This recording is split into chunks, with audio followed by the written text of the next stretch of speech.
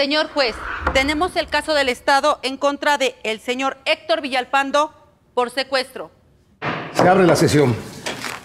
Señor fiscal, quisiera usted hacer sus alegatos de introducción.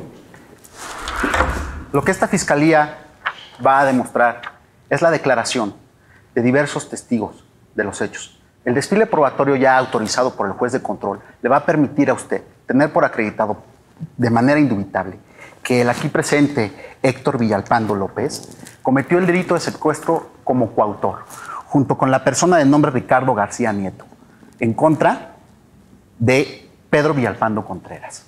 Es un estudiante que sufrió el delito de secuestro por parte de alguien que además es su familiar. Por tanto, la acusación que formuló esta representación social es del delito de secuestro agravado por haberse cometido en contra de un familiar. Gracias. Señor defensor. Contrario a lo que manifiesta la representación social, más allá de toda duda razonable, se aclarará que mi representado es inocente. Con pruebas fabricadas por la Fiscalía, que por más se dará usted cuenta que más allá de toda duda razonable no quedará demostrada la acusación de secuestro que en este momento hacen a mi representado. Es cuanto, señoría. Gracias. Víctima, imputado, jueces, Ministerio Público, defensa, peritos y testigos. Debaten públicamente en una audiencia abierta, presentan testimonios, pruebas y descargos. El objetivo final es determinar la culpabilidad o inocencia del acusado y o la reparación del daño al ofendido. El juicio oral, una nueva peculiaridad del sistema de justicia mexicano en el que predomina la expresión verbal sobre la escrita. Desde hace más de 10 años viene transformándose el sistema de justicia penal y en eso también no hemos partido de esa base, ¿no? Desde una base de avances positivos respecto a tener un nuevo sistema de justicia que es oral, que es transparente, que es público, que es más accesible a la ciudadanía, pero que es joven. La expectativa era ambiciosa porque se trataba de poder convocar a todos aquellos que tuvieran algo importante que decir, tanto de México como del extranjero, para poder tener esta riqueza de puntos de vista, de dimensiones institucionales y poder conjuntarlas en una visión integral sobre el sistema de procuración de justicia. Creo que esa expectativa la hemos cumplido, por fortuna, con el apoyo de todas aquellas y aquellos que participaron en los diferentes espacios de diálogo. El juicio oral, una de las etapas del nuevo sistema de justicia penal acusatorio adversarial que entró en vigor el 18 de junio de 2016. Su centro de atención es la víctima, quien cuenta con el derecho constitucional para que la autoridad cuide su integridad física y le brinde la protección necesaria. Son los temas más complejos, el papel de las víctimas, por ejemplo, ¿sí? Debe haber unidades especializadas en atención a víctimas, ¿no? ¿Quién debe determinar los criterios de oportunidad? ¿Solo los fiscales o debe intervenir también el Poder Judicial, los ejecutivos? Son temas muy complejos en los cuales no hay una solución única y definitiva. Hay diferentes balances y son esos balances los que hay que poner en el conjunto. Ahora tiene mayor presencia y participa directamente en la investigación y en el juicio, ofreciendo pruebas, recibiendo información, asesoría y atención médica. Es una parte visible y activa. Sus derechos son mayores y equilibrados con los del imputado, quien en todo momento goza de la presunción de inocencia. Hoy las víctimas de un delito y los acusados de cometerlo pueden saber desde un inicio cómo funciona la justicia, qué esperar del proceso penal y entender con toda claridad lo que sucede durante un juicio, ya que el debido proceso es también un derecho humano. El nuevo sistema penal acusatorio lo que busca es que el 90% de los asuntos se diriman a través de un diálogo, de una negociación, de una mediación. Y resulta que si yo fui abogado durante muchos años y yo vivía de los problemas de los otros, pues a mí la mediación no me cae nada bien. Los abogados no están abiertos a la mediación. Hay algunas posiciones muy abiertas, hay algunas posiciones muy claras que a mí me encantan de abogados litigantes, pero hay otras que son muy cerradas. Este nuevo modelo amplía los derechos de la víctima para que pueda aportar pruebas y participar en el proceso de manera directa, solicitar la reparación del daño impugnar ante un juez las resoluciones y omisiones del Ministerio Público, solicitar medidas de prevención para su protección, pedir que se realicen o revisen situaciones que lo afectan y contar durante todo el proceso con un asesor jurídico gratuito. Es la justicia con rostro humano, que tiene como fin agilizar los juicios, hacerlos más transparentes y evitar que sean largos y tortuosos. Lo que más me preocupa a mí en lo personal, y creo que cuando hablo en mi nombre, hablo en nombre de la comunidad INACYPE, es el tema gestión. Digo que gestión es una palabra mágica, porque gestión es aterrizar. Ya tenemos los grandes lineamientos de la reforma. Muy bien, ahora ¿cómo los aterrizamos? Para lograrlo, se creó la Ley Nacional de Mecanismos Alternativos de Solución de Controversias, que establece principios, bases, requisitos y condiciones para propiciar una solución alterna mediante procedimientos basados en la oralidad, la economía procesal y la confidencialidad. Pueden ser aplicados desde el inicio del procedimiento penal, antes de que se dicte el auto de apertura a juicio o antes de que se formulen las conclusiones. Los mecanismos alternativos de solución de controversias son 4: criterio de oportunidad, justicia alternativa, suspensión condicional del proceso y proceso abreviado. Se rigen por la conciliación y la mediación. Se pueden aplicar en caso de delitos menores para encontrar una solución al conflicto sin llegar a juicio o determinar el proceso en un menor tiempo, siempre y cuando el imputado acepte su culpa y repare el daño ocasionado. Resulta que incluso hay temas que pudieran parecer opuestos.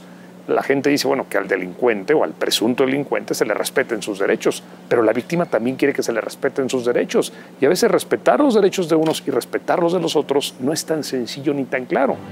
El criterio de oportunidad se puede emplear cuando exista una mínima afectación a la víctima o que el inculpado colabore en la investigación. La justicia alternativa consiste en un acuerdo entre las partes para reparar el daño, con el auxilio de un especialista, siempre y cuando el acusado no haya celebrado antes otros acuerdos por la misma causa. La suspensión condicional del proceso es cuando la persona por primera vez comete un delito no grave y puede solicitar al juez de control la suspensión del juicio a cambio de aceptar su culpa y reparar el daño, en acuerdo con la víctima. El proceso abreviado tiene su aplicación ya en el juicio. Aquí se puede dar la oportunidad al imputado de aceptar su responsabilidad y reparar el daño evitando un juicio más largo y con una pena menor a la que marca la ley. En todas las etapas del proceso hay supervisión de un juez encargado de revisar la investigación y determinar si los datos presentados, tanto por la parte acusadora como por la defensa, ameritan llevar al imputado a juicio. Abogado fiscal, ¿tiene testigos? Quisiera que se desahogue la declaración del señor Pedro Villalpando Contreras, por favor, su señoría. Por favor, Pedro, cuéntale a su señoría por qué estás aquí. Porque mi primo Héctor me secuestró, señor. Pues acababa de salir de la escuela como todos los días. Iba en mi coche y cuando iba ahí por Avenida Constituyentes, un carro blanco se me atravesó. Bajaron 3 hombres que no reconocí. Me apuntaron con una pistola y me subieron al coche, me encapucharon y me llevaron a una casa. Después de que pasaron unos días, llegó otra persona que platicaba con mis secuestradores y reconocí su voz. Era el señor Ricardo, el socio de mi primo Héctor. ¿Por qué refieres, Pedro, que Héctor es socio de Ricardo? A mi primo Héctor le gustan mucho los caballos. Y antes, cuando nos llevábamos bien, fuimos al hipódromo porque me invitó. Y ahí me presentó a su amigo. Usted nos acaba de referir que conoció al señor Ricardo en el hipódromo, ¿cierto? Sí, señor. ¿Cuántas veces lo vio después de esa ocasión? Lo vi una vez en una de las bodegas que administro en la central de abastos. Lo llevó Héctor. ¿Cuántas veces en total? 2 veces en total. Únicamente considera que escuchó la voz de Ricardo, ¿es así? Sí, escuché la voz de Ricardo. Nunca escuchó mencionar el nombre de su primo, ¿verdad? No, señor. Para proteger a la víctima, asegurar la continuidad del proceso judicial, evitar que el imputado se fugue, obstaculice la investigación o cause daño al ofendido o a su patrimonio, el nuevo sistema de justicia penal acusatorio adversarial incluye 14 medidas cautelares que pueden ser impuestas a petición del ofendido o del Ministerio Público. Presentación periódica ante un juez, exhibición de una garantía económica, embargo de bienes, inmovilización de cuentas en el sistema financiero, prohibición para salir del país o de la localidad que se trate, sometimiento a vigilancia, prohibición de concurrir a determinados lugares o reuniones, prohibición de convivir, acercarse o comunicarse con determinadas personas, separación inmediata del domicilio, suspensión temporal del cargo si se trata de un servidor público, suspensión temporal de actividad profesional o laboral, colocación de localizador electrónico, resguardo domiciliario y prisión preventiva. El juez de control es el encargado de aplicar una o varias de estas medidas cautelares, el tiempo que sea necesario y en cualquiera de las 3 etapas del proceso judicial, investigación, presentación de acusación ante el juez y juicio oral. Hay algunos puntos complejos, por ejemplo, el papel de las policías en el modelo de investigación. La policía debe estar al mando del Ministerio Público, debe ser independiente del Ministerio Público. ¿Cuál es la función que debe de desempeñar la policía? ¿En qué ámbito institucional? ¿Fuera, dentro, de manera conjunta? ¿Cuál es la relación entre Ministerio Público y jueces? ¿Cómo generar mejores información para los jueces? ¿Cuál es el contenido de las carpetas de información? ¿Cuáles son los mecanismos de argumentación de los ministerios públicos frente a los jueces? ¿Cuál debe ser el papel de los jueces? Sin embargo, en el país, solo 3 de las 32 entidades federativas cuentan con unidades de medidas cautelares, denominadas SUMECAS, para dar seguimiento al análisis de riesgo de un imputado en libertad provisional. Incluso en muchos casos no se implementan bien o no han terminado de madurar y su deficiente operación genera lo que se ha llamado la puerta giratoria, es decir, la liberación de presuntos delincuentes que por su peligrosidad deberían permanecer presos durante el desarrollo de su proceso penal. Esta fiscalía llama a Ricardo García Nieto, por favor. Coméntenos, por favor, las razones por las que está usted aquí presente. Porque conozco al señor Héctor, a él lo conocí en el hipódromo y yo le mencioné sobre las apuestas ilegales. Él me dijo que estaba bien. Fuimos a una apuesta, fue de caballos. Yo escuché por muy buena voz que estaba arreglada la carrera. Al decirle esto a Héctor, me comentó que si invirtiéramos bastante dinero. Al final perdimos. Bueno, nos amenazaban de muerte si no pagábamos lo que debíamos. Entonces yo le propuse al señor Héctor que secuestrara a su primo. En un principio él se negó, pero después accedió. Y en el tiempo del secuestro me pidió Héctor que fuera a verlo cómo estaba. Y el error fue que, bueno, de alguna forma él escuchó mi voz y me reconoció. Usted se sometió a un procedimiento abreviado en este asunto, ¿verdad? ¿Tiene usted interés en obtener una libertad o un beneficio, cierto? Sí. Por eso se fue el abreviado. Así y es. ese interés lo podría llevar a mentir, ¿verdad? No. La prisión preventiva es una figura jurídica que se contempla para el cumplimiento de la presunción de inocencia. El artículo 165 del Código Nacional de Procedimientos Penales establece su aplicación solo para delitos que merezcan pena privativa de la libertad. Precisa que la prisión preventiva no podrá exceder del tiempo que como máximo de pena fije la ley al delito que motive el proceso y en ningún caso será superior a 2 años, salvo que su prolongación se deba al ejercicio del derecho de defensa del imputado. Si cumplido este término no se ha pronunciado sentencia, el imputado será puesto en libertad de inmediato mientras sigue el proceso, sin que ello sea un obstáculo para imponer otras medidas cautelares. La misma norma contempla otras excepciones. Por ejemplo, cuando el imputado sea una persona mayor de 70 años o esté afectado por una enfermedad grave. Lo mismo ocurre cuando se trate de mujeres embarazadas o madres en lactancia. Vemos a grupos que dicen queremos derechos humanos para todos, que se le respeten a todos sus derechos humanos. Pero hay colectivos que dicen un delincuente tiene que ir a prisión. Hay otros que dicen no necesariamente tiene que ir a prisión. Ese es el diálogo. Es justamente lo que estamos dialogando. ¿Cuándo sí, cuándo no? Aunque ya está muy claro. En el artículo 167 del Código Nacional de Procedimientos Penales se indica que el Ministerio Público solo podrá solicitar al juez de control la prisión preventiva o el resguardo domiciliario cuando otras medidas cautelares no sean suficientes para garantizar la comparecencia del imputado en el proceso penal. Señor fiscal, le pido que inicie usted o proceda a hacer sus alegatos de clausura. Su señoría, en su alegato inicial, la defensa dijo que iba a probar la existencia de una duda razonable, que la fiscalía utilizó la ficción para el desahogo de las pruebas que usted presenció. Considero, señoría, con todo respeto, que esto no sucedió. Un indicio esencial es el reconocimiento que hizo la víctima de la voz del coinculpado. Ese reconocimiento permitió a las autoridades que después de la pesquisa natural realizada llegaran al conocimiento de que fue el señor Ricardo quien cometió el delito de secuestro en grado de coautoría con el señor aquí acusado. Su señoría, pido que por favor condene al señor Héctor por el delito de violencia agravada que cometió en contra del señor Pedro. Es importante, señoría, que usted considere que al día de hoy el artículo 1 constitucional lo obliga a usted a observar los derechos humanos. A que haya pruebas plenas, no hay una sola prueba plena. Me reitero la presunción de inocencia que prevalece en nuestro país, en el Estado de Derecho que estamos todos buscando con este nuevo sistema de justicia. El delito de secuestro es un delito que daña a la sociedad en general. El delito entre familiares pues es un delito agravado.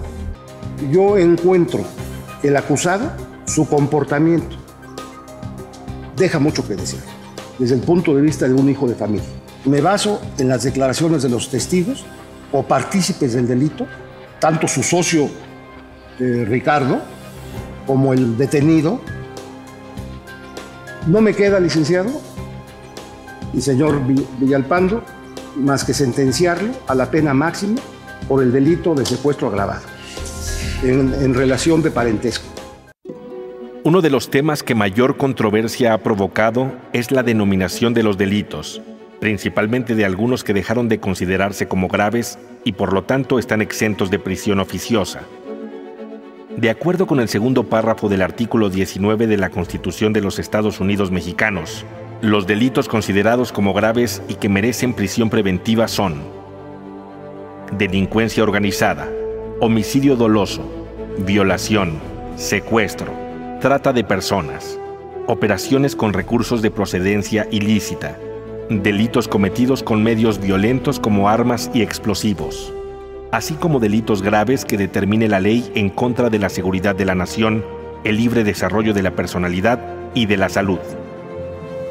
Con la entrada en vigor del nuevo sistema de justicia penal acusatorio adversarial, dejaron de considerarse como delitos graves homicidio culposo, lesiones, lesiones por contagio, aborto, daño a la propiedad, ejercicio ilegal del servicio público, evasión de presos y portación de armas prohibidas.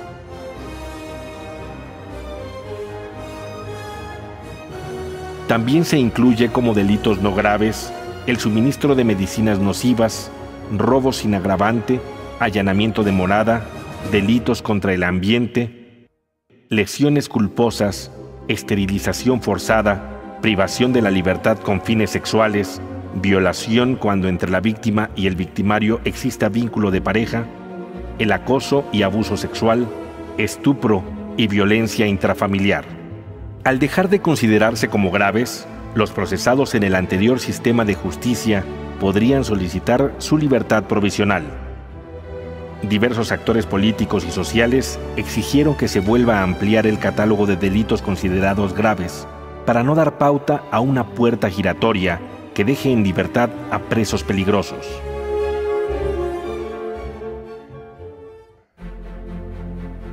En el largo camino hacia su implementación y ahora hacia su consolidación, el nuevo sistema de justicia penal ha tenido que hacer frente a rezagos e inercias de más de un siglo que se resisten a formar parte del pasado. Paradójicamente, la Procuraduría General de la República, donde descansa la coordinación, organización y documentación del trabajo de investigación de las policías, ministerios públicos y jueces, ha sido la primera en documentar esa realidad en un diagnóstico institucional. Nuestra principal preocupación era lograr esta visión integral, es decir, que los expertos en víctimas no vieran el problema solo desde la perspectiva de las víctimas, sino que pudieran integrar también las dimensiones institucionales. Que los servidores públicos que provienen de las procuradurías no lo vieran solo como un problema de procuraduría, sino que también pudieran entenderlo en la articulación que tienen que tener con las policías y con los jueces. Entender cuáles eran las mejores prácticas, cómo el modelo de investigación criminal articulaba diferentes elementos.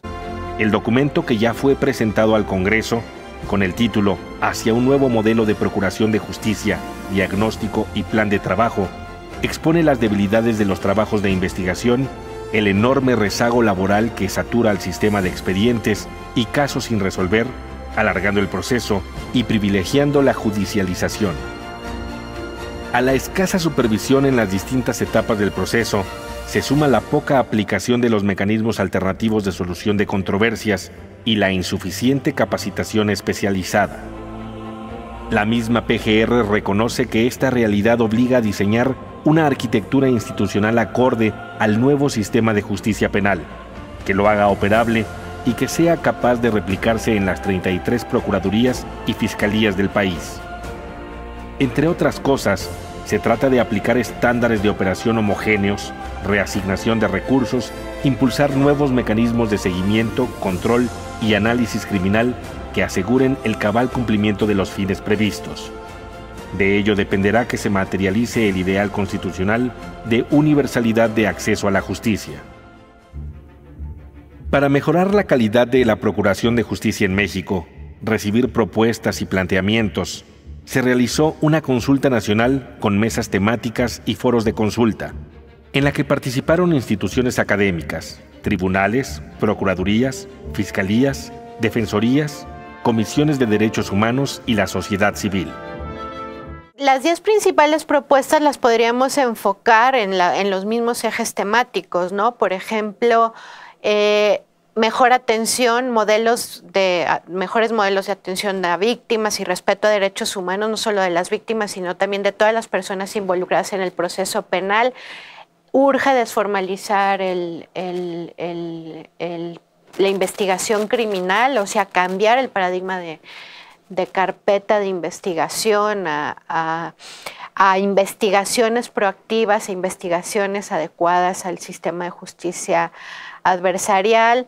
Política criminal también ha sido un tema fundamental y propuestas fundamentales. Es importantísimo saber cuál es nuestra realidad criminal y qué estrategias desplegar respecto a política criminal, fortalecimiento de policía, tener mucho cuidado con el uso y abuso de la prisión preventiva o de las medidas cautelares. Entonces sí hubo una voz constante en la consulta, o voces que constantemente, desde un punto de vista técnico y con conocimiento del sistema, apelaban a que no cayéramos en este tipo de medidas en las cuales problemas estructurales o sociales o de otra índole los queremos resolver con el encarcelamiento de personas, ¿no? Con la prisión.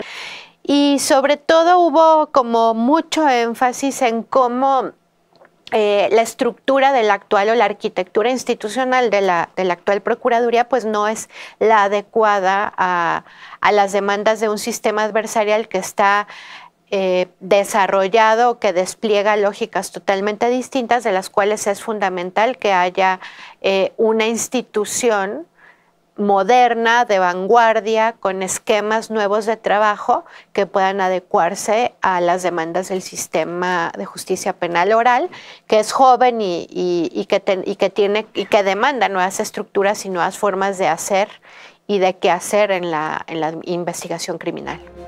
Durante casi 4 meses, a las 16 mesas temáticas y 9 foros que abarcaron la geografía nacional, asistieron más de 400 ponentes. Paralelamente se recibieron propuestas a través de la plataforma Construyamos Justicia.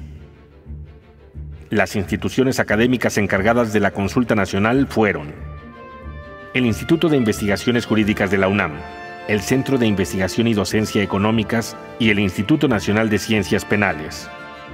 En ellas se identificaron rezagos, desafíos y necesidades a superar si se quieren alcanzar las metas en un mediano y largo plazos. La impunidad y la corrupción no se van a resolver desde adentro, no se van a resolver cambiando el sistema penal. La corrupción se va a mejorar o se va a combatir con un sistema de transparencia mucho más claro, pero eso no es un tema propiamente del sistema penal acusatorio. Para eso tenemos que tener un INAI mucho más agresivo, tener a muchos ciudadanos observándonos, tener a los jueces, a los agentes del MP y a los policías bajo la mira de toda la sociedad. El informe final con las conclusiones se entregará el 25 de octubre en Palacio Nacional, a la Suprema Corte de Justicia, al Gabinete de Seguridad, la Conferencia Nacional de Procuradores, la Conferencia Nacional de Gobernadores, a la Academia y a la opinión pública. Toda la información que toma en cuenta este informe, como decía anteriormente, está vinculada a las mesas que se realizaron respecto a los 8 ejes temáticos en los cuales se dividió la discusión de la consulta, también a los foros públicos multitemáticos en los cuales fueron presentadas propuestas por expertos y personas interesadas en la materia, y también por las propuestas presentadas vía web. Vía en la página de la propia consulta recibimos varias propuestas, 135 propuestas, que apuntan a la mejora o a la generación de un nuevo modelo de procuración de justicia. El informe emanado de la Consulta Nacional servirá para el diseño de un modelo de procuración de justicia que atienda y soporte los requerimientos del nuevo sistema de justicia penal acusatorio adversarial. ¿Hay algún punto que se considere impostergable para la etapa de ajuste que vivirá este nuevo sistema de justicia penal? Sí, hay que resolver el modelo de policía, es urgente. Hay que legitimar los procesos de tránsito de las procuradurías a las fiscalías. Hay que acotar el aliento de la autonomía de las fiscalías, ¿sí? Y hay que insistir en la capacitación de los diferentes actores, tanto policías, ministerios públicos como jueces. Es decir, hay que insistir en todos estos elementos donde se ha hecho mucho, pero falta mucho más por hacer para perfeccionar la operación del sistema. Una tarea de todos, autoridades, instituciones, academia y sociedad civil. El nuevo sistema de justicia penal acusatorio hacia una justicia digna, equitativa, eficaz, transparente y democrática. Una demanda añeja de todos los mexicanos.